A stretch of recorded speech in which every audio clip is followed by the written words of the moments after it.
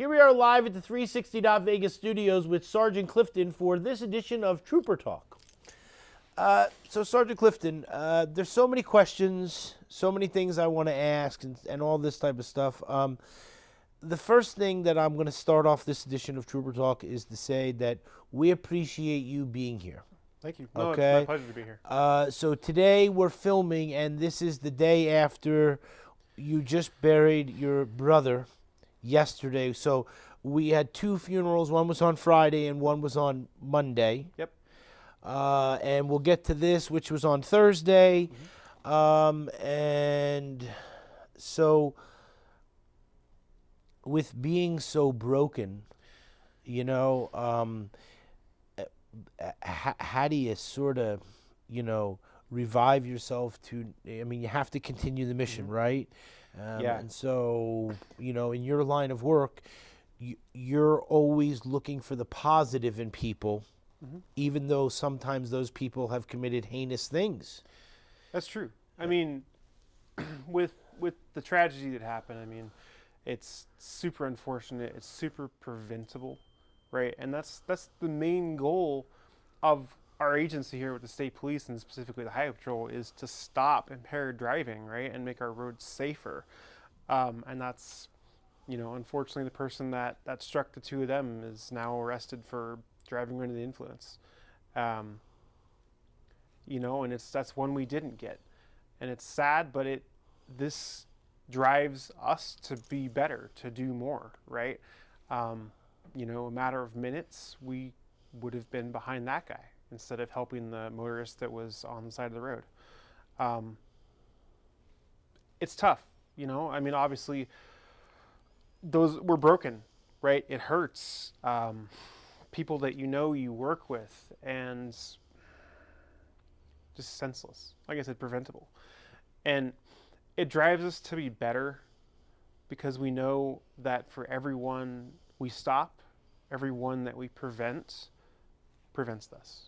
And not even just with our own troopers, right? But with the general public, because there's a lot more people in the general public that are killed from DUI crashes than there are troopers, right? It's just an unfortunate event. This could have been anyone on the side of the road who was changing a tire, right? It happens.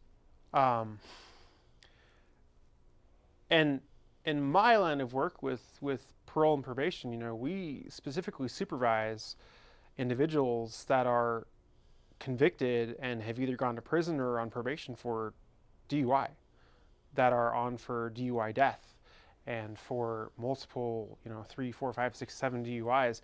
I was reviewing someone's case file the other day, and I'm scrolling through, he had 8 cases of DUI, and I was like, that's just unbelievable, right? And he'd been to prison twice for that, and I'm just like, okay, you'd think you'd learn. Well, you didn't.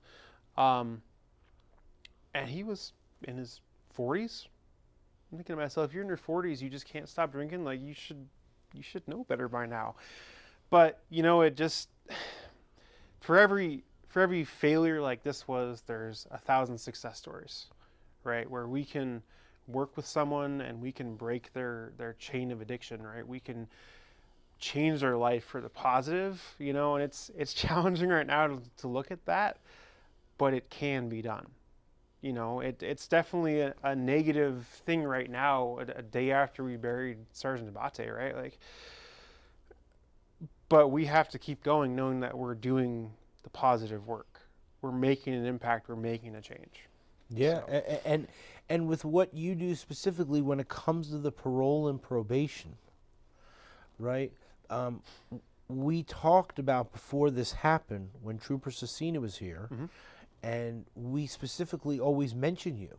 And we talk about the fact that people don't realize that if they get into a DUI situation, they could end up with a felony, and they could end up with parole and probation, and all of these things like we talked about before this tragedy happened. Yeah.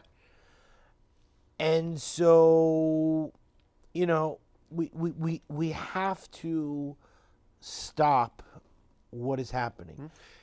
I was just going to say that Sergeant Parachek was in my store the other day.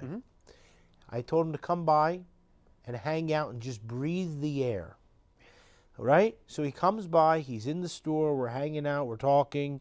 Unfortunately, like everybody's asking about this situation, right? Mm-hmm. And then 1 minute later, he's like, I gotta leave. I go behind the counter to help somebody. He's gone, and it happened the wrong way driver at 3:21 in the afternoon. Yeah. And this morning, it turns out that the young little girl passed away. Yeah, I actually saw that crash. I wasn't working, but I was driving the other way on US 95 heading into town, and I just, whoa. I saw it and just like, wow. And I don't know, because we haven't released the details whether or not that's been a DUI or not, but man, what happened? But like, just senseless. That car was utterly destroyed, and unfortunately, too, I think it's 3 now. Right, with the 3. girl. Yes, yeah, Three right, right. deaths. Unbelievable. And I have to think that was impairment, right? Because knowing those freeway exits, right, or on ramps, it's really hard at Durango or Sky Canyon to go the wrong way. NDOT has done a good job of designing those, so it's hard to go the wrong way. And there's also they've been installing the new wrong way detection systems Oh, that yeah, they right. flash red. Uh-huh.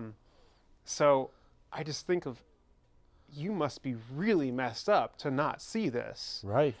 And just utter destruction. And you can still see on the road where the asphalt is damaged from these cars just being slammed into each other. It's so sad. It's just absolutely, again, preventable, right? Preventable. Preventable. 100%. And it's just a choice you make. Everything in life is choices, right? You make I made a choice to sit in the middle seat here, right? Yeah. You made a choice to sit in your chair. You could have sat right here if you wanted to. We could trade places, we didn't. Right. though. Right. It's just a choice, and it's a simple choice of, you can either not drink so much or you can not drive. The specifics of this case, I think we've all read it in the news.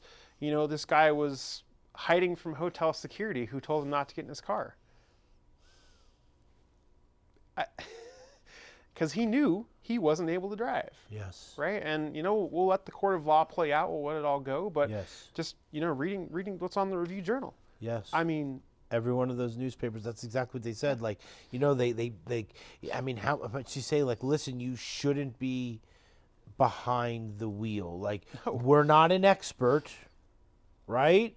But based on our opinion, you know what I mean? You're a person who shouldn't be behind the wheel, and someone got behind the wheel, and now we have to have people. And again, when you watched, I don't have kids. Okay, my wife and I are married 23 years. But when you watch the children who are just holding it together, right? Because their family members are like, listen, as difficult as it is, and I'm getting the chills because it's truth, you need to go up on stage and you need to do the right thing. And they're like, I can't. And that those children are just devastated. yes. And so I look at the times that Joanna May Oh, yeah. has come here, right? And when she opened up about all the things that she was going through, but her children were young, right? So as hard as it is, they were a little bit younger to really understand and perceptualize what happened. Yeah. But when the children are old enough to, like, understand, and they're like adults, it's tough, Trooper Felix, his kids were older. His daughter spoke at the funeral, and just powerful, learning about her dad. I didn't personally know Trooper Felix, but I mean, learning more about him and seeing his smile and talking about his dad jokes, like, that's I mean, that's everything you expect in a great father. And I guess somewhat fortunately, Sergeant Abate's son, he's 3. He's not really going to remember this, but he's never going to know his dad. right? He's got the pictures, the images, and that. Forget about the fact that they're troopers. They're still parents. They're husbands. They're dads, right? Like, Yeah. and that is anyone. I've supervised plenty of people over the years who have killed people in DUIs. There's one guy, I remember, his name was Dave. He got into a rollover crash. He had a little convertible car. He was I want to say he was a .16, something like that, so about double legal limit when he got into a crash, and He was rounding the turn at 215 there, going way too fast, and just rolled his convertible, killed his friend in the passenger seat. And, you know, he had remorse for it, don't get me wrong, but he still killed someone's dad. You know, he took a life unnecessarily. Did he learn from it? I'd like to think so. It was his first offense, but guess what? That was his first offense ever. He didn't even have a traffic ticket in his history. This guy was a pharmacist, and he lost his license. He lost his jobs. You know, he went from living in a really nice apartment or a nice house to a little apartment because he lost everything, right? It cost him a ton just off of something that everyone says, oh, it's just a misdemeanor. No, it's felony, Right. you know, and yes, that's true. Some DUIs can be misdemeanors, but some are felonies, right? Especially if you have multiple, they're felonies. And that carries a mandatory prison sentence. And most people don't realize that. You know, the guy, if he's convicted of killing these two, I was doing some basic math in my head the other day, looking at all the charges he's charged with. He could be easily facing, I think it was 26 years on the maximum side, just on all the charges. That's a lot. It's not as much as maybe some people would ask for, but I mean, that's a lot, you know. On the minimum side, he could be doing a 2 to 5, which, Yeah. you know, that wouldn't be what we would ask for, of course, you know, but we're human beings. We have emotions. We have passion. That's you know, we want vengeance for our brothers, but, you know, that's why we let the legal system play out, and that's why we're not involved in the legal system, right? And Right. we do our job, and we turn it over to the courts, and it's from there. That's what they do. And it's tough for us, you know, because we want that, you know, in our hearts. We're angry, we're mad, right? But that's what our country's built on. Right. Is the law. It's the law, absolutely. And one of the cool things was that on Thursday before the funeral, it was so much confusion, right? You know, obviously we want to give our respects to the UNLV, to the passing of the professors. Yeah. You know, that, you know, what a horrible tragedy, again, you know, preventable. Yeah. I was there for that as well. You know, like we need to do things.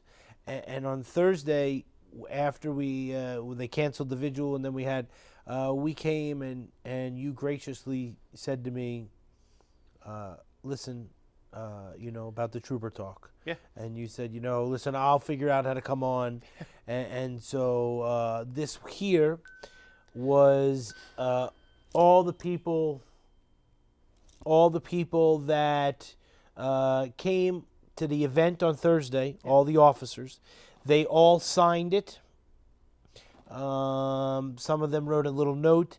It was really gracious. I met the colonel. He was here with his wife. We had an opportunity to show him around.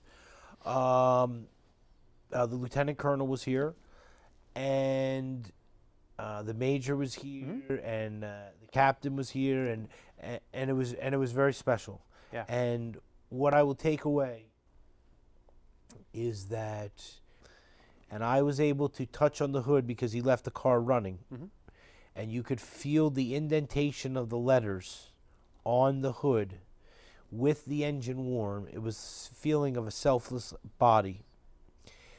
And so what I'm going to say, like I said to you in the beginning, and we'll get to some pictures, is that I appreciate you coming, because it's really important that, as difficult it is, I saw Trooper Cecina yesterday. He stopped by for a moment.